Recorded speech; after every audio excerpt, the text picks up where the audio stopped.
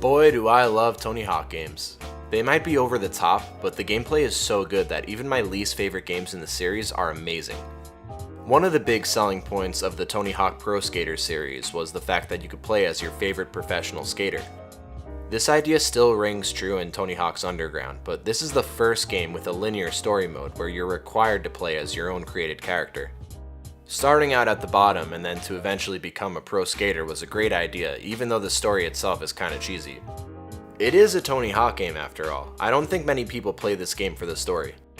What's cool about this story mode is that you're not required to do every mission, so although this is a very linear game, each world only requires you to do around 3/4 of the missions.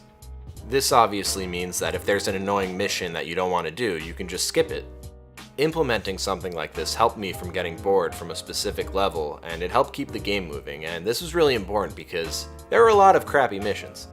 I'll get to the crappy missions, but before I do that, I have a couple more good things to say. The gameplay got much tighter from its predecessors. One of the biggest features to come out of Underground was the ability to get off of your skateboard. Although this may seem unnecessary for a skateboarding game, this neat feature comes in handy, and even helps you hold a combo for a couple of seconds.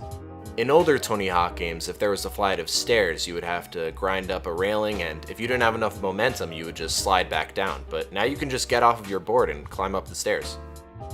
Underground was a decent step into the new generation of Tony Hawk games, but a huge critique I have was the lack of skateboarding within its missions. Plenty of the missions involve driving vehicles. This newly introduced driving engine controls horribly and doesn't fit the game whatsoever.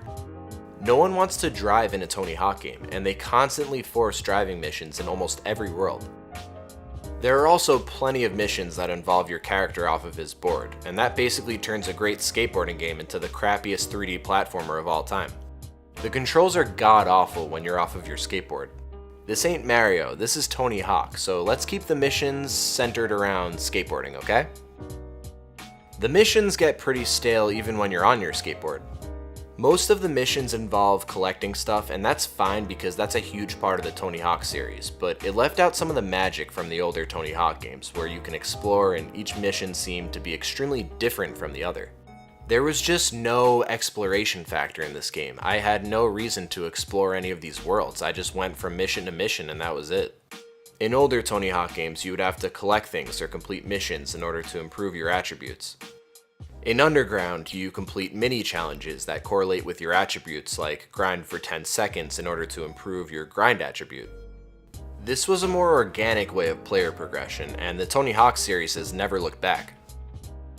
Tony Hawk games always had some level of customization, but Underground took it to another level. The ability to create your own trick was something I spent a lot of time in.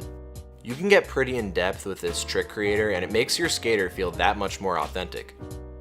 This is by far the most straightforward Tony Hawk game, and I would probably recommend Underground for any newcomer. A lot of the missions earlier in the game serve as tutorials, and they teach the gamer the mechanics a lot better than the previous Tony Hawk games. What I didn't like was how repetitive all of these missions were. That old sense of exploration in the old Tony Hawk games were basically absent this go around in Underground, and that's a shame.